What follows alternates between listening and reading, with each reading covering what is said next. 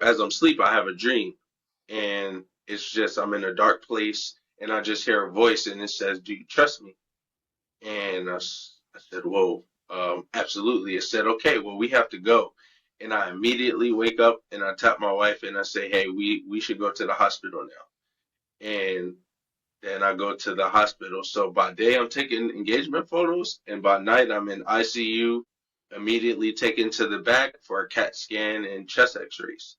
Before we get into today's conversation, I want to take a moment to acknowledge something that I think a lot of people in this community quietly live with. The feeling that your stroke looks finished to everyone else, but you know the real story. You're still managing things every single day that nobody around you can see. If that's you, this episode is going to hit home. My guest today is Ty Hawkins. Ty had a brainstem stroke in June 2019 caused by a cavernous malformation, a bleed that carries a 25% survival rate. He made it, he went back to work, he plays basketball, he looks great, and he is still nearly 7 years later managing gastroparesis, CRPS, ataxia, and daily chronic pain that he rates at 4 or 5, which he says most people would call an 8 or 9. This is a triumphant story, not because every deficit is gone, but because Ty built a life of purpose and meaning around the ones that stayed. We'll get into all of that in just a moment. Now, Turn to AI is your AI health sidekick that keeps you up to date with personalized stroke recovery information each week. There are literally over 800 new things published every week on stroke. Turn to searches everything new from the past week and sends you what's most relevant: research, patient discussions, expert comments, trials, and events. You can try for free and get 10% off by scanning the QR code on the screen or clicking the link in the description below. And if you haven't picked up a copy of my book yet, it's available now at recoveryafterstroke.com/book. And now, let's get into the conversation with Ty. Ty Hawkins, welcome to the podcast. Thank you for having me. Thank you for being here. This is the second time we've tried to connect and have you on the show. Last time, if I recall correctly, you won an award or you graduated from somewhere. I believe I had one. I either had a speaking engagement or I won an award where I wasn't able to attend our interview. Yeah. What was the award? Do you recall? That was a few years back. I don't really recall offhand, and I know there was a lot going on with me mentally at that time too. So, I don't really recall what it was. I'm drawing a blank right now on that one. Yeah, fair enough. I do remember it was at least 12, maybe 18 months ago that we tried to connect. But that's cool that you're here now, man. Thanks for reaching out again. I was just going to ask, like, what was your life like before the stroke? What were you up to? What was your regular day like? So for me, what I was up to, but prior to my stroke, I was really locked in and focused on my career. So I had graduated college or university in 2015, and I was well into my career with Verizon here in the States. And so my day to day looked pretty much like work, and I was spending a lot of time just playing basketball because I played in college, so I was trying to, still keep up with the athletic side of me while getting my career off the ground. What kind of work did you do for Verizon? So with Verizon, I was at that time, well, I'm still in sales currently, but at that time I had just started my sales role. And immediate like right prior to I was a sales manager immediately prior to my stroke. Uh-huh. What was it like the day of the stroke? Or actually, just before you answer that question, was there any signs that you were unwell, that there was potentially something looming? Anything give it away before the stroke that now you think that was probably a sign?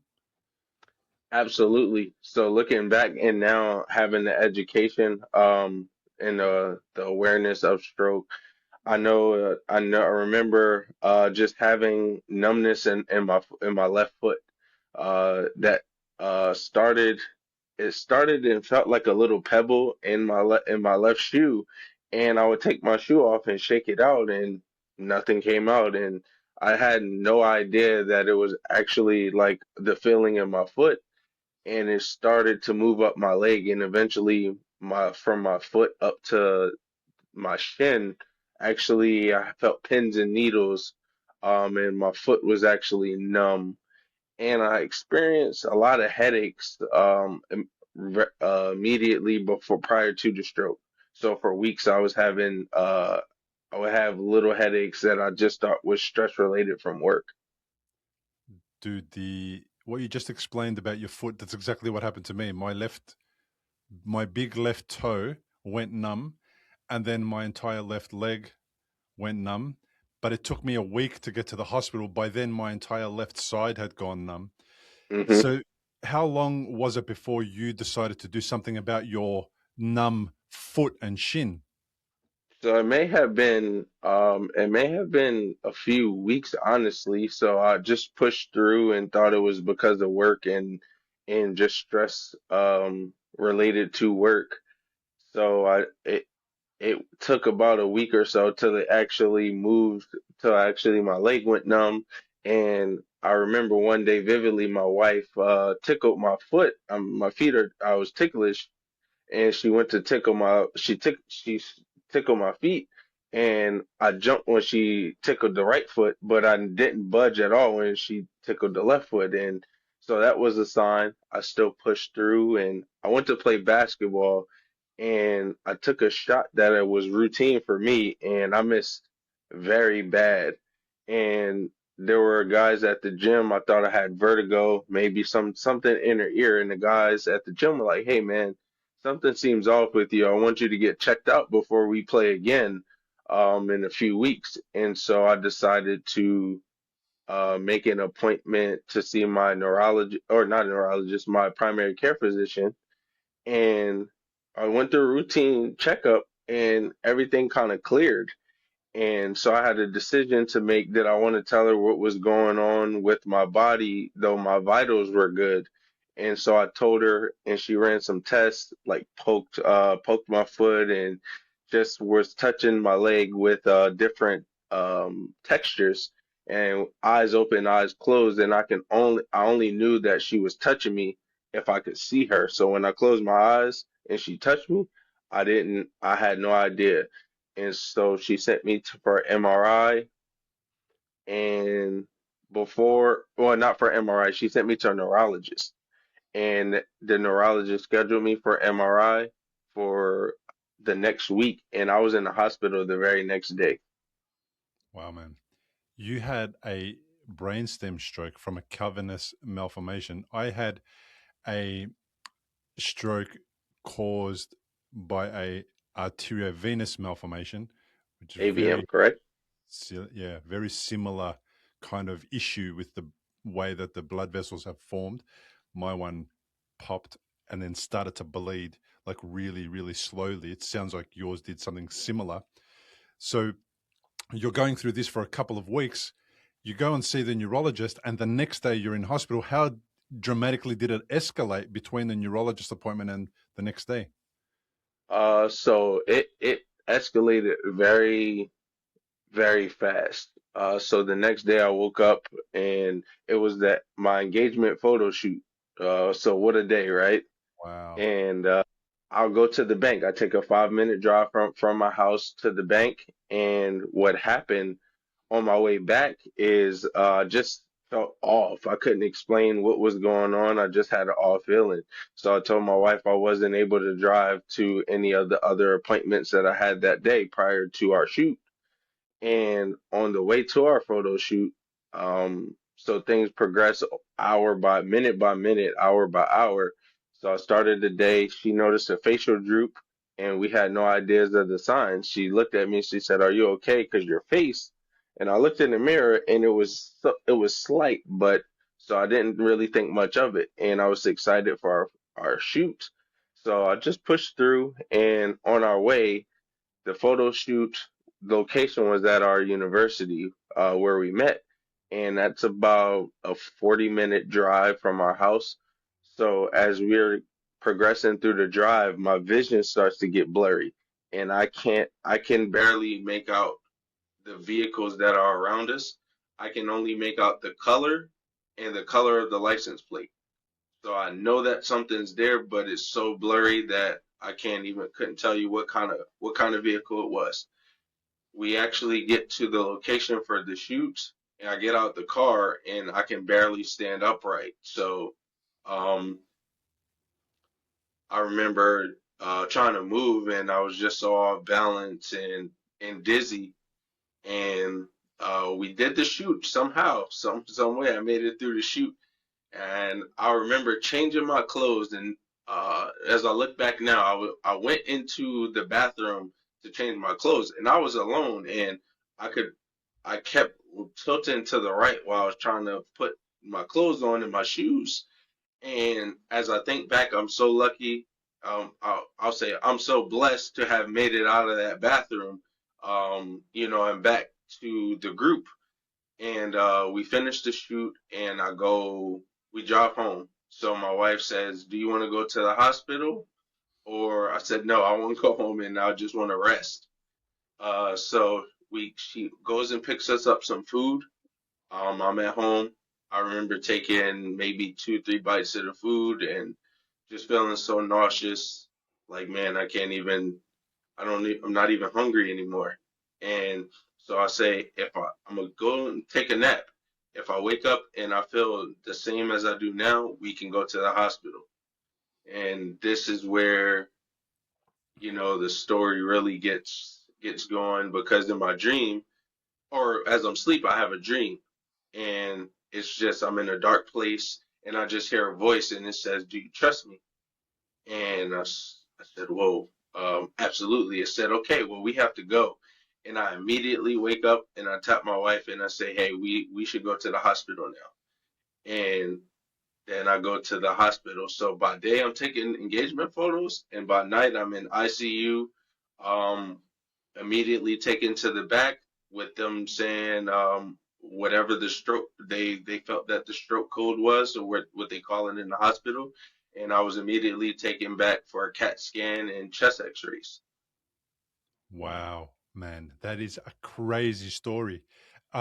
Firstly, how did the photos turn out? The photos they turned out good. I would say in spite of the circumstances.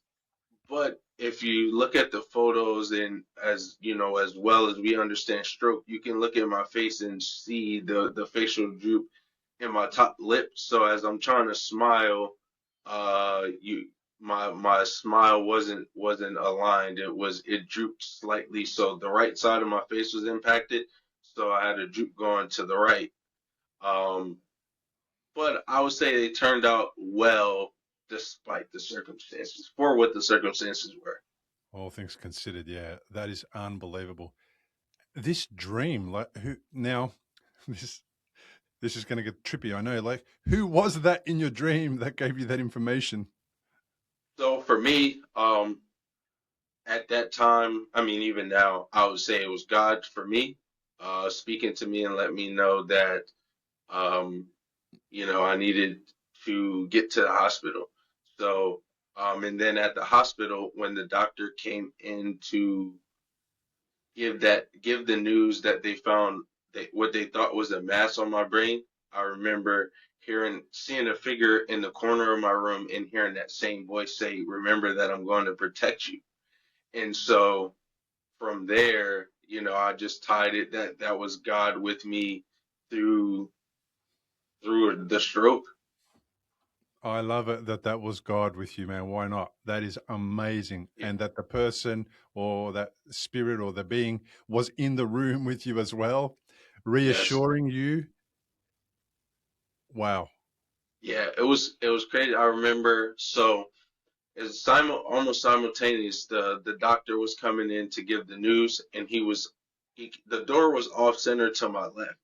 So I see he came in, and the figure was in the corner to the right. So as he comes in, my wife is looking like, he looks like he has a face of bad news. So he mentions that they found a mass, and simultaneously I heard, remember, I'm going to protect you. So as the doctor leaves, I look at my wife and I say, I don't know how to explain this, but I'm going to be okay. And as distraught as she was, that's what I could say to her. I couldn't really explain it in that moment, but I told her, and I knew that I was going to be fine. Wow, man. So I had some moments when they gave me the news. I was at the hospital alone. It was probably 11 p.m. at night. It was a Saturday night. No, it was a Friday night. I'd sent my wife and the kids home because I didn't want them to wait for hours and hours to find out the news, go home and rest and look after the kids. They were young teenagers, both of them at the time. And I got the news. It was there's a mass on your brain or a shadow on your brain that appeared in the scan. It could be a brain bleed, it could be a tumor, and that tumor could be benign, it could be cancerous. That's the way they broke the news. And I remember being kind of like, oh, okay, whatever. And I was so nonchalant about it. He says to me, do you have any questions? And I said, no, not at this stage. And I left it at that. And I basically just took the news, went to bed, had a bit of a sleep because the next morning I was going to wake my wife, tell her to come to hospital. I had to tell her the news. And I did that. She came. And after I told her, the look on her face was the first time that I kind of got a little bit scared. And then I had to ring my client and tell my client, I'm not coming into work today because I'm in hospital and there's something wrong with my brain. I don't know what it is. And I start crying. But even through all of the drama, the 3 brain bleeds over 2.5 years, brain surgery, walking, even through all of that and all the problems that it caused us, me, my family, my work, I never, it never crossed my mind that I wouldn't get through this or wouldn't get over it or beyond it. Now, I am still dealing with it. I still have a podcast that I have to do because if I don't I don't get my therapy every week.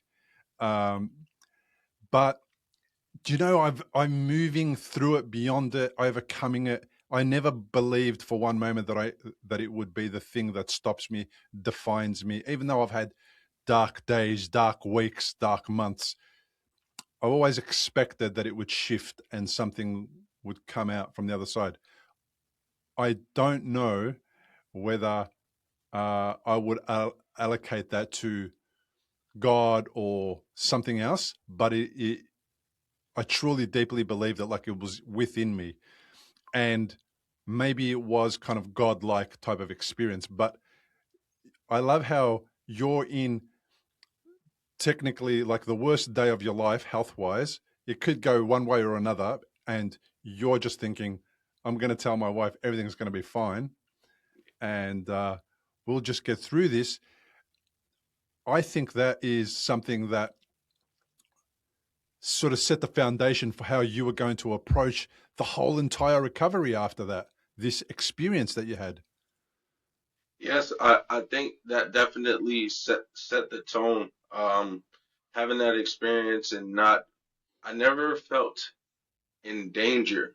Uh, I knew that the journey, this process was going to be wasn't going to be easy. But I never felt that I never felt that I was in danger, that my life was in jeopardy, despite the diagnosis and the statistics that show if you have a bleed in your brainstem that the percentage of survival is 25. So that's 1 in 4 people that, based on statistics, that experience what I do, 1 in 4 people survive. And then of those that do survive, they say that 10% just make a significant recovery.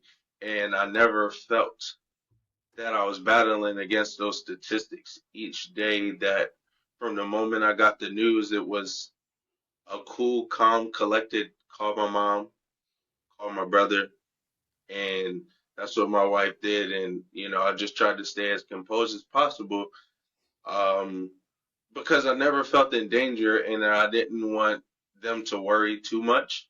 Um, I knew it was going to be difficult because I went from one day running up and down a basketball court to being bedridden, and barely could function. I couldn't write. I lost the perception on size of writing. I couldn't walk. I forgot how to walk, though my body forgot how to walk. I could mentally think, hey, I want to take these steps and get up out of bed, but I needed help. So I spent a week in the hospital, and I spent 3 weeks in an inpatient rehab facility. So as I mentioned, it was the day of our engagement shoot. So our wedding was set for 3 months later, and that's all I could really think about was I have to get ready for this wedding. I have to get ready for our wedding. I have to get ready for our wedding. So every day I woke up, my athletic mind is up for the challenge. God told me that I was going to be okay, and I knew that I had to show up and do the work. When I was taught on the basketball court and just in life, you show up and you battle back against adversity. And I decided that, yes, like you, I didn't want this to define me. I didn't feel that this was going to be the end of my life. I knew that it was going to be a chapter that I would never forget, but I knew that I was up for the challenge. I love that athletic mindset, right? Your coach probably drilled you for years, like get up, get going, keep moving, push through, overcome, try harder, be more strategic, whatever. Like the whole athletic mindset applied to stroke recovery. I reckon it's such a massive, uh, like, it's such a massive benefit to have that going into adversity, like recovering from a significant health situation, because I know that there are players on the field who are not the best players, but they are the most impactful because they do the most work, and they get given labels like he's a natural, or he's gifted, or stuff like that. And it's like, dude, I couldn't I couldn't walk straight when I was a young kid. The only reason why I appear gifted or natural is because I work all day, every day. Classic Michael Jordan uh, kind of approach, where Jordan talks about being uh, always training, always shooting hoops, always uh, on the basketball court more than anybody, even though he was appearing to be kind of naturally gifted because of his body shape, because of his athleticism, because of his height. But it meant nothing if he didn't do the work every single day. Yes, yes. And even, from a spiritual perspective, there's the saying that faith without works is dead. And so for me, I had the faith, and I knew that I needed that there was work required of me. I think even after my experience of, so as I mentioned, I spent 3 weeks in an inpatient facility.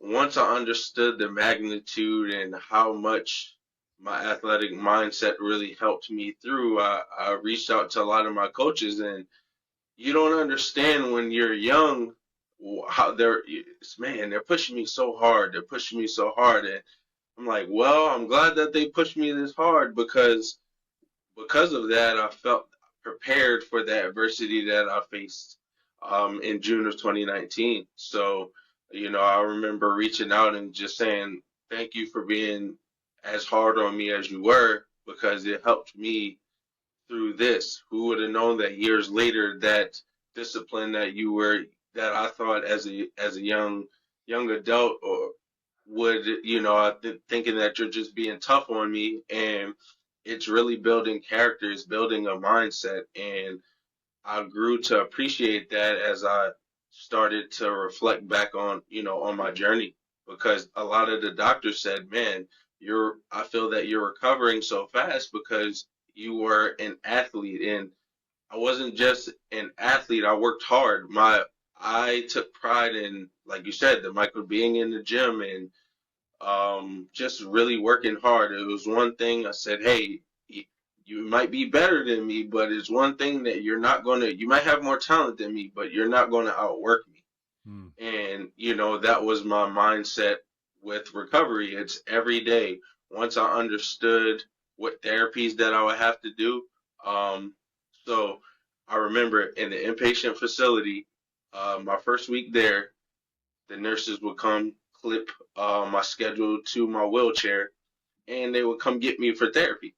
After the first week, they would come clip my schedule to the wheelchair and they wouldn't come to get me because they knew that I was going to be wheeling myself down the hallway to get to whatever session, OT, occupational therapy, physical therapy, or speech therapy, that I knew what time I needed to be there and I was going to be there because I was determined to get better. I love it. I had to ask for permission to walk back to the therapy room on my own because they were afraid I was going to fall. And it was fair enough because my left side wasn't really working well. After about 2.5, 3 weeks, I was on my feet, but I still was quite unstable. And they said, look, we're not going to let you walk alone. We'll come, but we won't help you like we have been helping you. We'll just watch you walk. And I was like, yes, Yeah, do that. I felt safe, but also I had the ability to just get myself there. They had handrails down the hallway and everything that I could hold on to. But of course, I went near them, tried not to held on when I needed to. I did everything I could to be on my feet on my own so I can get the brain getting used to being on this weird left side of my body, which is numb, tingly, um, and not receiving information that the foot was on the ground. Like the brain wasn't being told your foot's on the ground, man. Like step or tense your muscle or do the stride or whatever. So I remember going through that, and I remember complaining because I was spending too much time in my bed, and I was like, guys, like, what am I doing here? This is boring. I need to get into a session. I need to do something. And they were, well, we have to have lunch and we have to have other things that we attend to. We have to write reports on you and all that kind of stuff. You can't be 8 hours a day just in the gym or in the therapy room or whatever. And I'm like, okay. I didn't realize there was other technical things that happened in the think that background that that was related to me, but not the as part of the physical stuff. the So physical, in, yes. so instead, what I did is I imagined myself exercising. I imagined myself walking. I imagined what it would look like when I was on my feet, etc. Because it rewires the same part of your brain as if you're actually doing it. So I thought, right, if you're not going to be with me, taking me for the actual therapy, I'm going to imagine myself doing the therapy. No, I was the same. So for me, I couldn't really walk in the first week. I spent a lot of the duration of my 3 weeks I spent in a wheelchair there, but I was able to. In the first week, I needed a lot of help moving from the bed to the wheelchair, but after a while, I could get myself out of bed into the wheelchair, wheel to therapy. That's why they didn't come because I wasn't necessarily walking. But when I did walk, I would have a walker and somebody would be with me. And I was the same way. I'm like, man, I'm in bed a lot. I'm only in therapy for an hour and a half each session. But neural fatigue really, I could appreciate my breaks because that Yeah, hour took a lot out of me. same. But as my body reacclimated to the workload that it was receiving, I was able to stay awake a lot better. And my mom would then take me outside to do extra things. We would play toss for my hand. Yeah, she would toss the tennis ball. It would help me walk outside a little bit, but just she would help. Her and my wife would help as much as they could for me to get some extra time and extra movement in outside of just the hour and a half that I was in the therapy session. Yeah, I love that. My parents came along as well, so did my wife, and everyone came past. And I spent time outside with them, having uh, some time in the sun, a meal, a coffee, something like that. That was really helpful. I think you and I also both benefited from the fact that the bleeds, although they were really serious, were not catastrophic bleeds.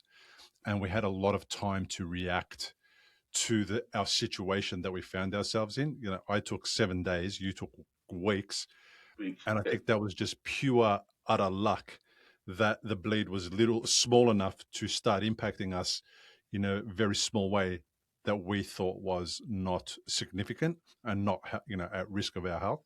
And also we both benefit from looking like we haven't had a stroke. No one can tell that you would have or I have had a stroke, but you Yes. are also still, though, like me, living with deficits, right? And you've got Yes. a few of them. Let me just read out the list. You've got left-sided numbness and tingling, which I have, and weakness, which I have. But you've also got ataxia, which you'll tell me about in a minute, double vision. You're going to also tell me about gastroparesis and CRPS.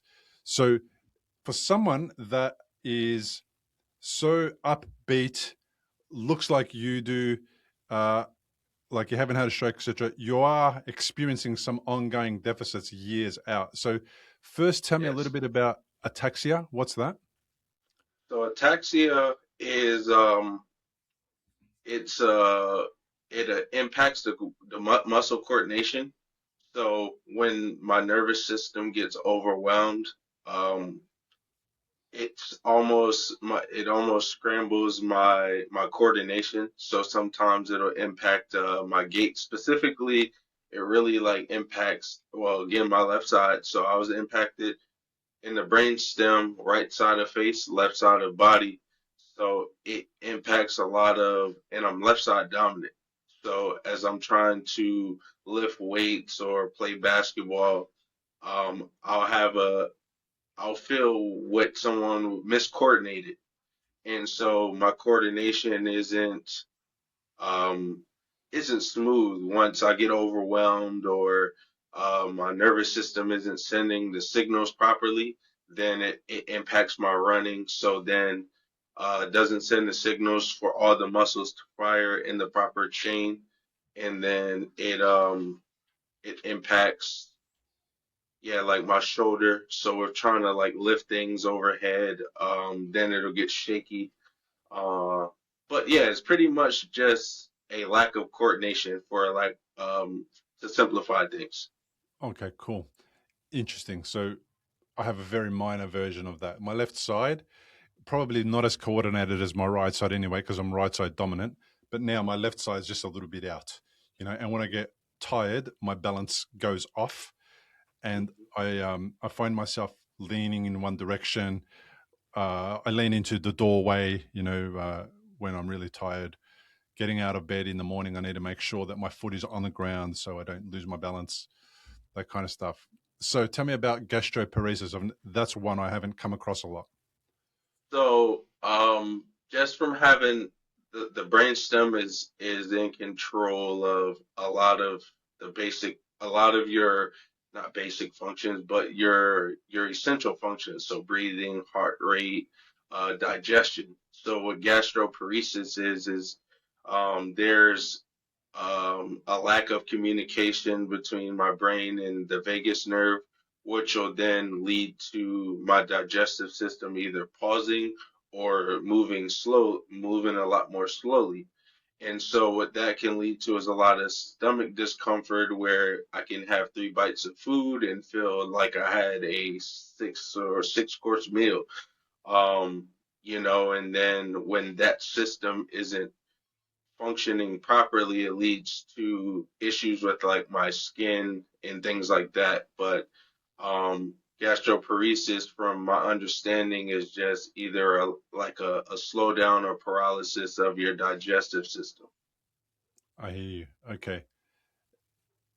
Unexpected, um, unexpected side effect of a stroke, right? People hear stroke, they know it's associated to the head, but gastrointestinal issues become a massive problem for some people after stroke because the two are linked. And you can heal your brain by healing your gut. And when I say heal your brain, you can improve how it functions by healing your gut. Um, and like if you stop eating the standard American diet, standard Australian diet, same thing.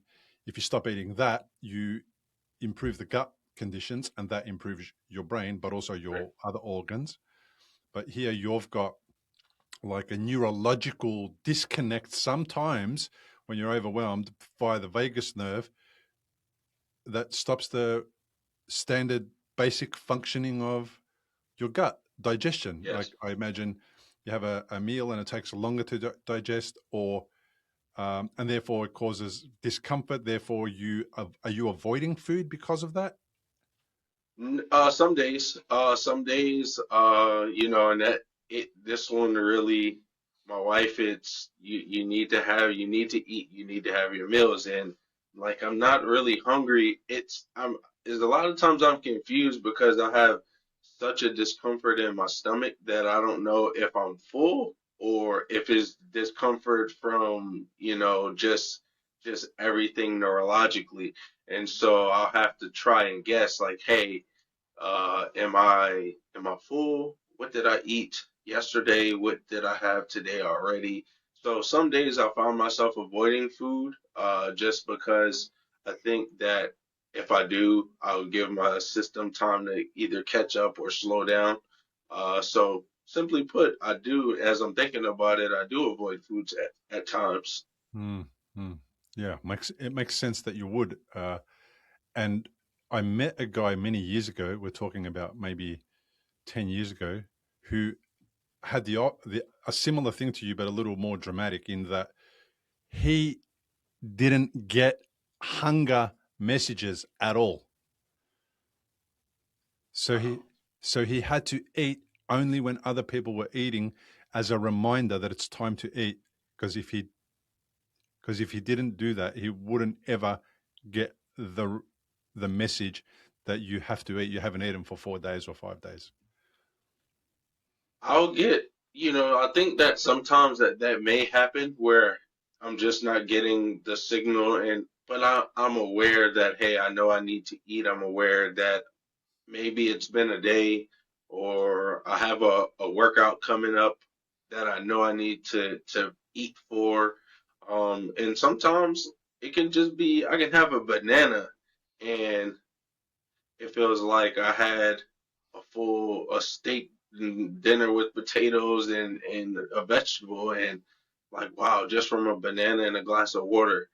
And then some days my appetite is normal, where I think once I find, my routine, I found a routine of sitting in the sauna and working out and a eating regimen. So in the morning, I'll have a cup of warm tea, and if I'm not overly hungry or have a gym session, I'll just have some fruit, like a fruit salad, and I'll feel light, and my digestive system appreciates that, and then my body responds well to the heat. So I'll try to sit in the sauna or exercise to get myself to sweat, and that seems to help my systems kind of stay in sync and in rhythm. So when I do that, my appetite is pretty normal, but when I find myself either overwhelmed, just neurologically or from the stresses of the day, then systems just start to go out of whack. I hear you. I Exercise is so important. Like, doesn't matter what condition you're in after stroke, you got to find a way to move your body as much as possible. And it causes so many positive cascades in your body that the bang for buck by exercising that your brain and body gets, it's just unmeasurable. You cannot measure it. It's so, so important. And I love that you experience direct benefits that you're aware of when you exercise. And yes, and that's the physical benefits, and it's also been very beneficial mentally too, mentally, emotionally, because a lot of people don't really, when you hear a stroke and you think of recovery, it's just, hey, the physical recovery, and hey, you look great, Ty, and like I do look great, but internally some days I don't, and mentally some days I don't. But I know that when I go to the gym and I work out, my mood is it's night and day when I don't and when I do. And so I committed to uh, working out as much, even if it's just going outside for a walk in the neighborhood, getting outside, fresh air. It's I have to move my body because if I don't, that's when things, physically, mentally, and emotionally just start to break down. Yeah. We are meant to be moving. We're moving creatures. We're meant to be moving, not sitting down too much. Driving, desk work, all that kind of stuff is not normal. And we're meant to be doing the physical version of getting somewhere, like walking somewhere, or running, or um, riding a bike. And if you can't get on a bike, get one of those sit down three-wheeler bikes. Mhm. If you need a walker, walk with a walker. If whatever the situation is, find a way around it, because exercising is hard. Not exercising is hard, but like Harder. far harder.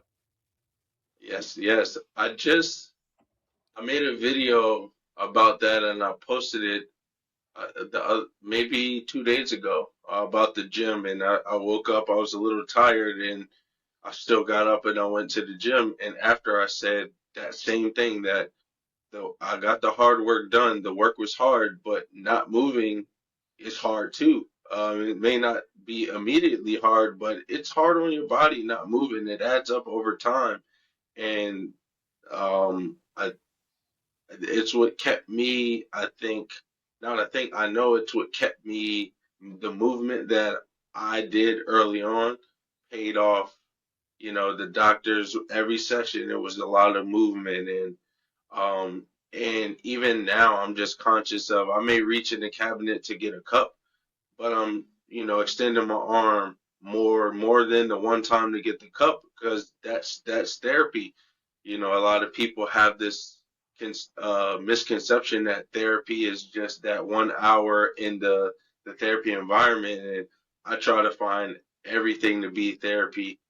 Reaching for a cup, reaching for a plate, eating, the steps that I take around the house, even just dancing. I don't have I have a little rhythm, but I'm not the best dancer. But music and moving my body just as I feel was something that was very, beneficial for me. And it took me back to think when we are children and we're kids, we just have these what we think as adults as random movements. We're folding ourselves like pretzels and spinning in circles, and it's like, hey, this is what the body is meant to be, freely moving, and we kind of lose track of that once we get to work or school, sit at a desk for 8 hours, sit in a vehicle for long, long drives, and so on and so forth, and we forget the we take for granted, moving the ability to move our bodies until, our bodies show us like, hey, this is the repercussions sometimes of you not moving your body.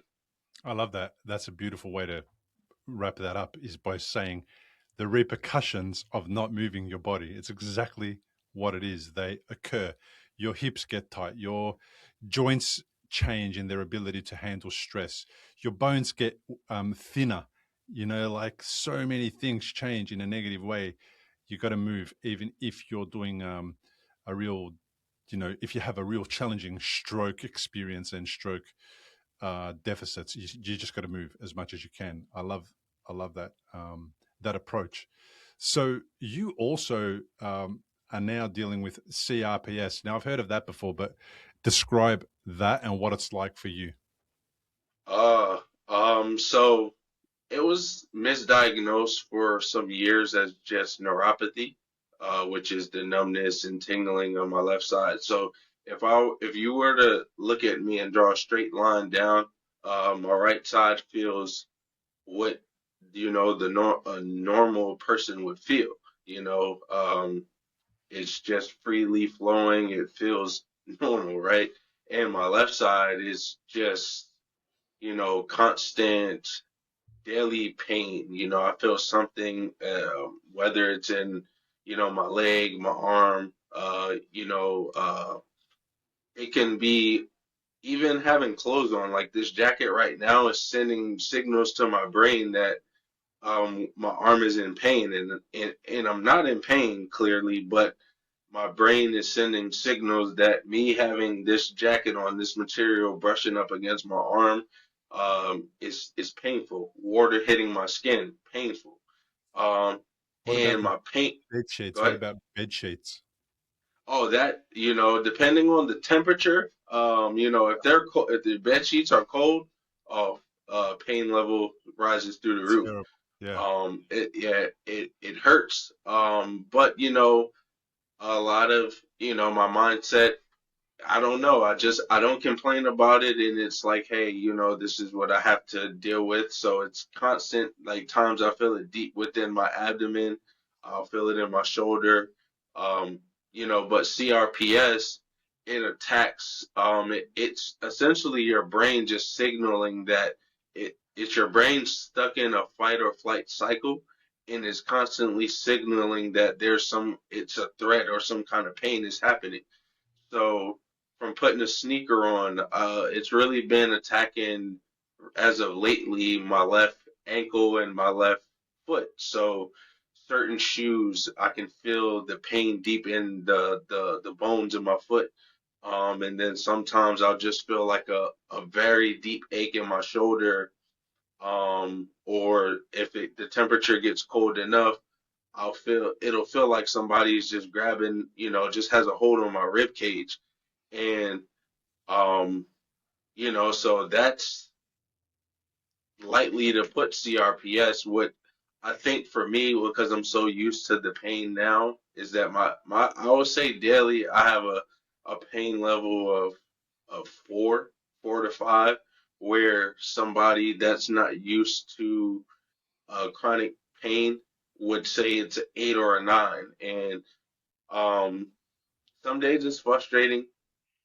Some days it's tiring, and Mm. the sensation varies. It's a numbness and tingling to a deep bone jarring ache to almost a burning sensation at times, like depending on how much I'm moving. Like, so if I were to move with this jacket right now, as I move my arm, then there's a deep pain in my tricep, and then a very deep pain from the wrist to my fingertips. And sometimes it'll make me like I'll stand and I'll just be squeezing my hands, and people may think that I'm just holding my hands, but I'm trying to let my body know that it's okay. So I'm, massaging or rubbing, and sometimes that helps, or sometimes I just have to take a nap or close off other sensors to calm the brain down. My wife gets in trouble when she touches my left hand and she's Oh, being gentle. If she's being mm-hmm. gentle, it's like, dude, do not do that. And she's Yeah. like, what do you mean? I'm being gentle. Be rough. Don't just be gentle with it.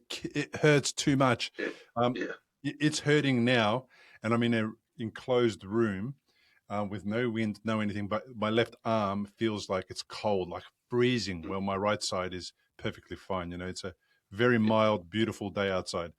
The wind, when I go outside, if I'm wearing shorts and a t-shirt, the wind makes it hurt. And if I go to the beach, I have to wear what we call runners, trainers, joggers in the water because the little pebbles of Mm-hmm. sand, they feel like I just stepped on like 1,000 pins or something. It's just ridiculous. And then I sleep on my left side so that I can, like you do with your hand, you just squeeze it to just let it know like it's okay. I sleep on my left side so the sheets don't rub on my Oh, left side and I don't get woken up by my sheets in the middle of the night. That's how I kind of get around it. And I would say that my pain is around a 3 to a 4, mostly kind of closer to a 3.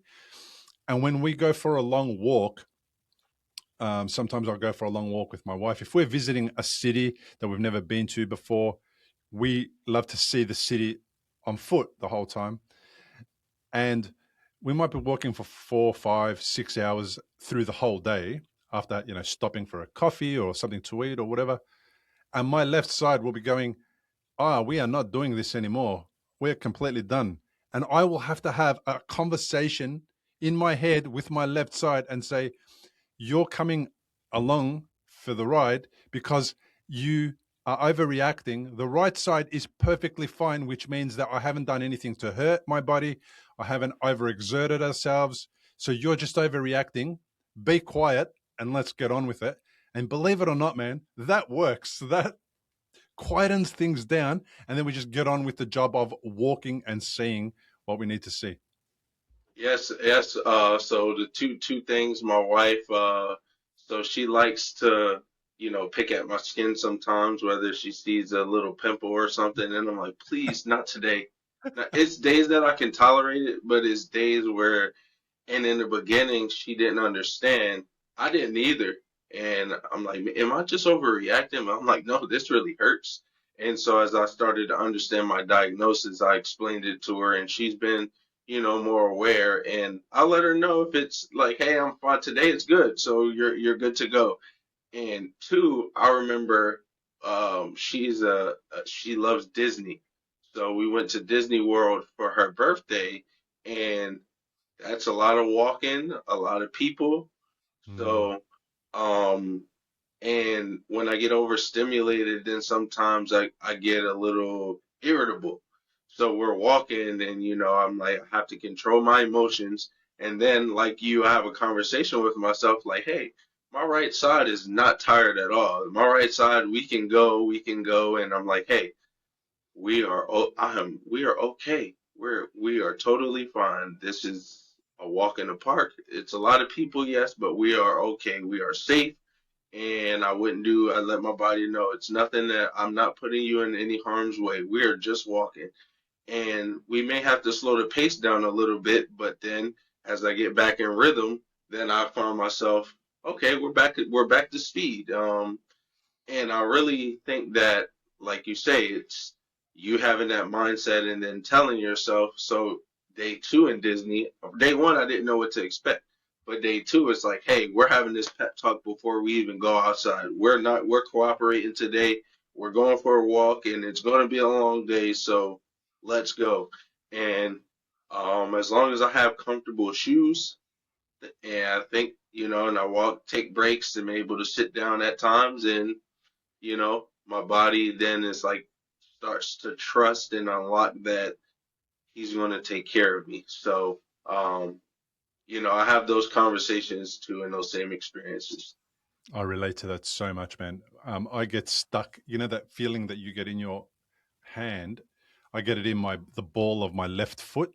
It just Hmm. becomes really, really tight. Like it feels the it doesn't close up or anything, but it becomes really, really tight, and I can't do anything to undo it. So I've got to like sit there, massage it, just try and get the tendons and all of that stuff to move and to work.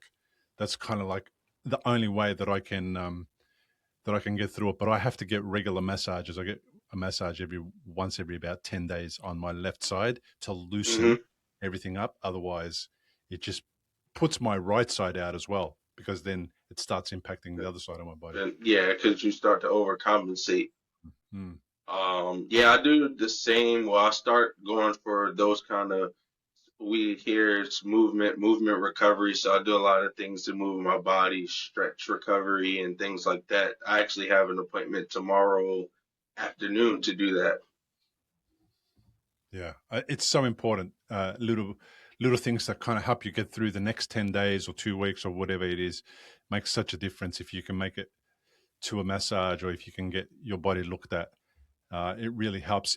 I find it helps me mentally more than anything because it eases Yes. all of those discomforts, and then my brain can just feel a little bit relaxed, for a few days, 4 days, 10 days, whatever it is, whatever I get out of it. Um, and some days I feel like, oh man, I need to see somebody right now, and I Hmm. can't get an appointment. But then by the time I get to the next day, it's settled. Yes. So sometimes the cycle requires me to just sort of stop, rest, and not push through and just allow it to settle down. No, no, yeah, I definitely think that allowing some days for the body to just rest and, kind of catch up and recover does the brain and body very well. I think I know for myself, I was so engulfed in I have to do something every day, keep my body moving, that I wasn't allowing it to rest. And Mm. I remember even on the basketball court, we had a day off from practice. So it's, hey, I have to allow my body time to rest and also my brain. So when we're constantly thinking of how can I improve, that's actually putting, some stress on our brain, that I started to learn to try to limit, and just say, hey, I'm taking a day off. I don't even want to think about what I may have to do. I just want to be here in the moment. I just want to enjoy a movie today or just spend time with the family and not think about anything recovery related. Yeah, it's so important too. You need time out, man. I hear you. So you've been through a few tests, and you've had some challenges to overcome. You've made it through. You're generally very positive, upbeat, glass half full kind of guy. But there probably was some dark times and difficult moments. How did you how did you deal with them? How do you kind of navigate when it gets really tough and challenging emotionally and mentally? Before, I used to just try to keep myself busy at first, not realizing that that was almost making it worse in a sense because I was never dealing with the emotion of what I experienced. I never allowed myself to fully understand and feel it until recently. And so recently I started talk therapy, psychotherapy, and that's been tremendous. And then also just really taking time to reflect. I'll do yoga, I'll meditate, and I'll just get more vulnerable about my story I share with people. And I think that allows me to make it through just being honest with myself. I think that the type A athletic mind that I have, it was like, hey, you're fine, you're fine, you're fine, you're okay. And I never allowed myself to say, you're not okay. And once I did, I think that was when I started to see more progress because I was honoring how I truly felt versus how I wanted to feel. Mm. And it was, hey, some days I told just recently, maybe 2 days ago, told my mom, it was a rough day, and I was like, hey, this sucks, mom. And she was like, yes, you have to honor, and it's okay to say that it does suck, but it's you show gratitude that you're still alive to have the experience of life, but understand, you have to honor how you feel in the moment, and it's for me, I'm able to shift quicker out of those moments now because it's like, hey, I honor it. This sucks. May have a little cry, then immediately after feel better, then have a little laugh, and it's like, hey, okay, So I just understand that there's the range of emotions and its waves. So instead of going against the tide, I just roll with the waves these days. And if I'm sad, I just sit with it in the moment. I talk to whoever I need to talk to, and let them know, hey, today is a bit harder of a day, rather than you're okay, you're strong, and I eliminated that ego and just honor how I feel because I think, especially as men, we're not, we're taught to, just tough it out, get up and dust it off. And it's like, hey, we're human at the end of the day and we all have emotions. So I think it's better to honor your emotions. We all have them for a reason. So it's okay to cry. It's okay to feel sad. And work through that, and you'll eventually, hopefully, will see happiness, and joy on the other side.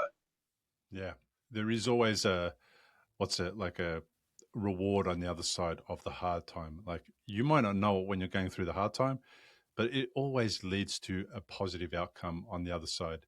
You just got to give it time to get there. You got to just go through the ride.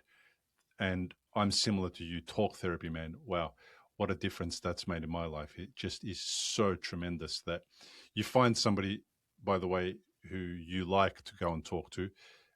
So you might have to try a couple of different therapists, but like it is next level. You go there, you could talk about anything you want. Nobody's judging you.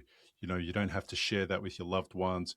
You can just be yourself and a different version of yourself in that room. And that, again, it just takes more weight off your shoulders. It creates more lightness. So I'm fully behind that.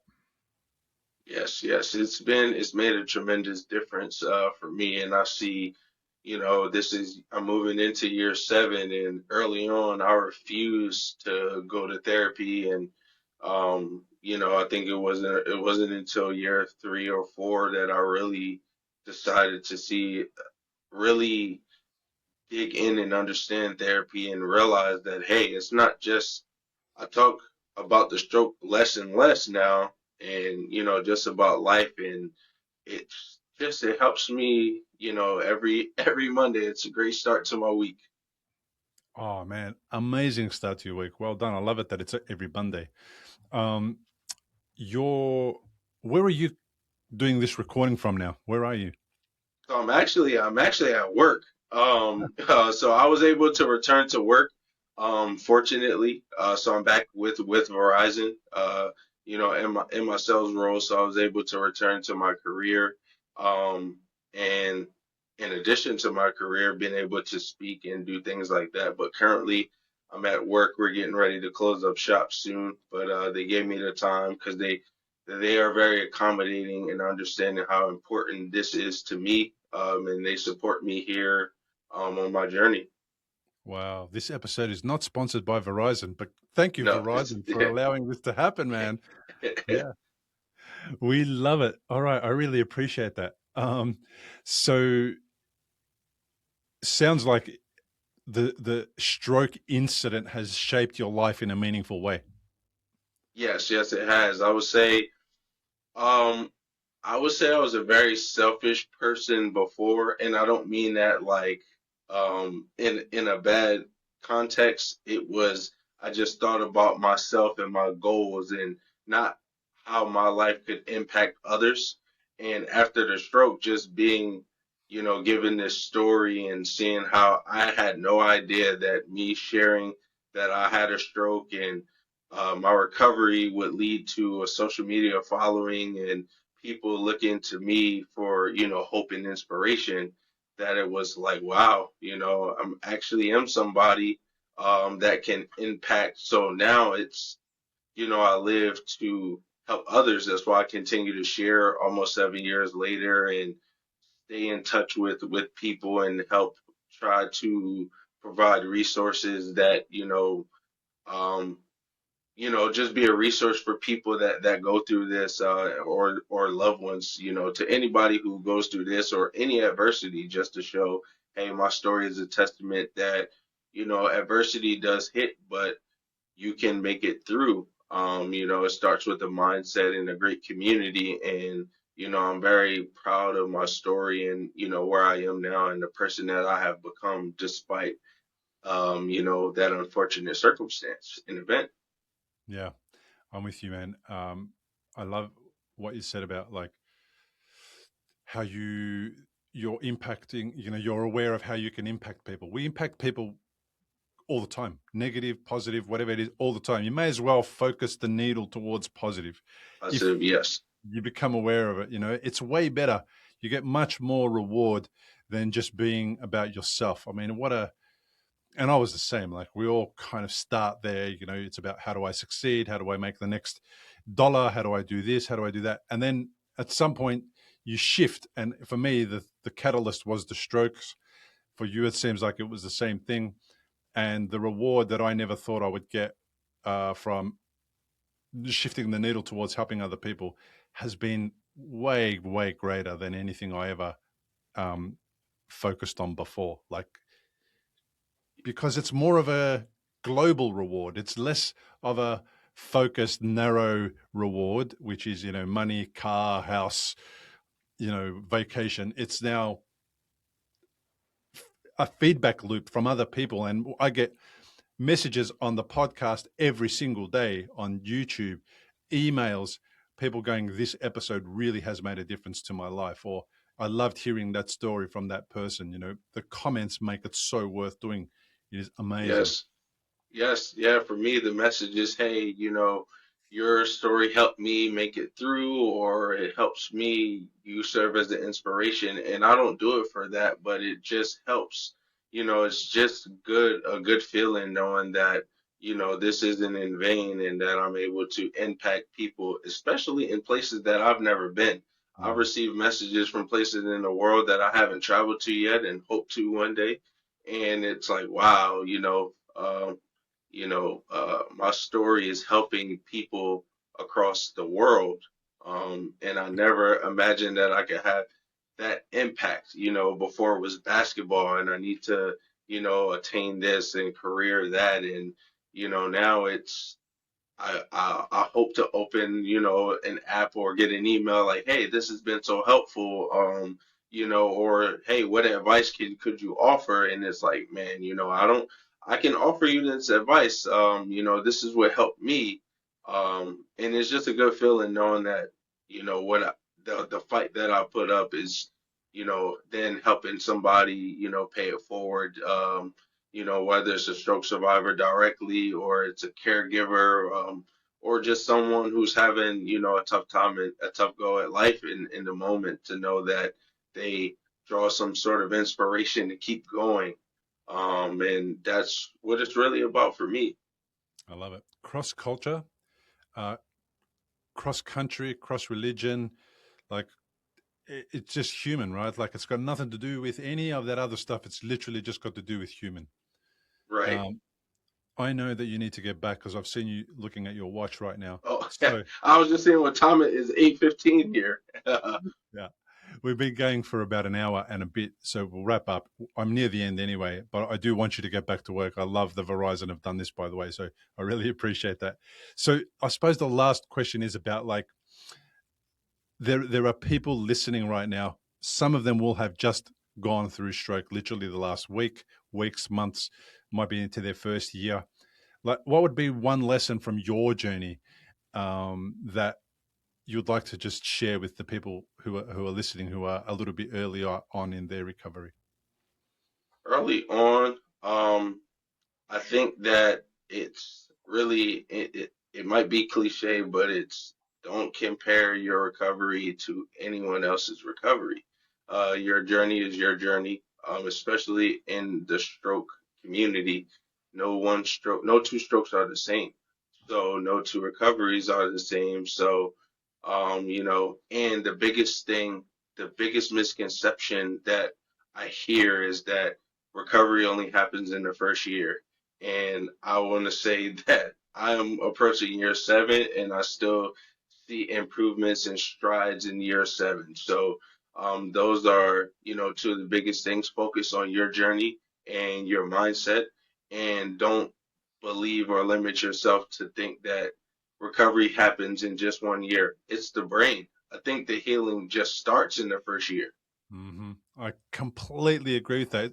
I like to describe it using this analogy. In the first 12 months, you've just walked past the table and banged your knee on the coffee table. That's how early the first year is. You've just banged it. Yes, Like, my God, you got so much time to heal and recover after that. And if you hear about plateaus, it's all rubbish. If you hear about recovery doesn't happen later on, or that's the best you can expect to get, that's all not true. Just put it behind you. These people don't know what they're talking about. Keep going after exactly. the recovery. Yep, I agree. Ty, on that note, thank you so much for joining me on the podcast, reaching out a second time to join me. I really appreciate connecting with you and learning about your story, and all the best with the rest of your recovery. Thank you for having me. Thank you for allowing me to reschedule and to be here. And I look forward to staying in communication and helping out in any way that I can for our community. Well, a big thank you to Ty for sharing his story. I just love his mindset. And a huge thank you to you for tuning in every week, supporting the podcast via Patreon, leaving comments on the YouTube channel, and sharing these episodes with the people who need them the most. My book is at recoveryafterstroke.com/book. I will see you in the next episode.